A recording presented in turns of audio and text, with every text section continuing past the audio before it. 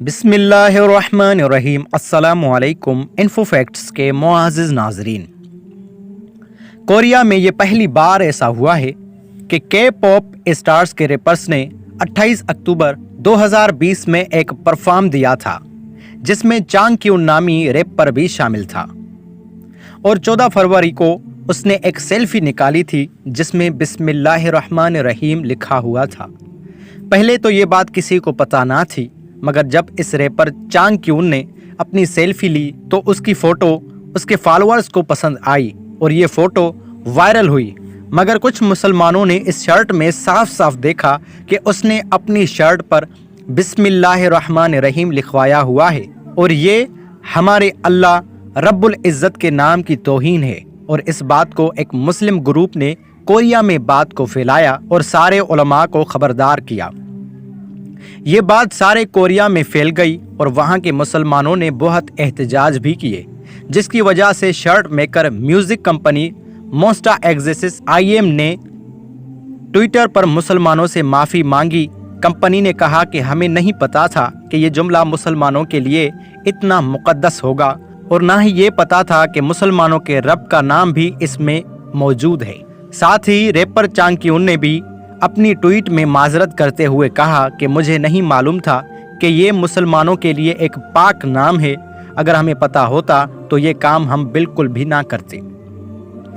मुअज़्ज़िज़ नाज़रीन, उनकी माफ़ी काबिल कबूल है या नहीं, ये हम इस बात से अंदाज़ा लगा सकते हैं कि यही खबर एक साउथ कोरियन यूट्यूबर ने अपने चैनल पर नशर की थी, जिसमें एक वर्ल्ड टॉप यूट्यूबर दाऊद किम ने इस चैनल पर कमेंट करते हुए कहा। दाऊद किम ने कमेंट किया कि मैं एक कोरियन मुसलमान की हैसियत से हूँ, मैं बतौर कोरियन माजरत ख्वाह हूँ। यह मुसलमानों के लिए बहुत ही गैर मुतहर्रिक है, मुझे उसका बहुत अफसोस है, लेकिन मुझे यकीन है कि वो अल्लाह के नाम के माने के बारे में नहीं जानते थे, जो मुसलमानों के लिए इस तरह का एक अजीम और कीमती नाम है। और मुझे यकीन है कि ये एक मौका होगा कि इस्लाम कोरियाई बाशिंदों में मज़ीद पहचाना जाएगा, यानी कोरिया के लोग उससे सबक हासिल करेंगे और इस्लाम के बारे में मज़ीद जानने की कोशिश करेंगे। अल्लाह का हमेशा बेहतरीन मंसूबा है। मुझे उम्मीद है कि वो इस गलती से सबक सीख सकते हैं। सिर्फ उनसे नफ़रत या उन पर लानत ना करें। मैं जानता हूँ कि अल्लाह सबसे ज़्यादा मेहरबान और बड़ा है। मैं उम्मीद करता हूँ कि हम उन पर हमला करने के बजाय और उन्हें लान तान करने के बजाय उन्हें ये बता सकते हैं कि इस्लाम क्या है। मुझे अपनी बुरी इंग्लिश पर अफसोस है। अल्लाह हम सबको सही राह पर हिदायत अता फरमाए, आमीन। मुअज़्ज़िज़ नाज़रीन, दाऊद किम भी पहले एक सिंगर था और मुसलमानों को हकारत की नज़र से देखता था।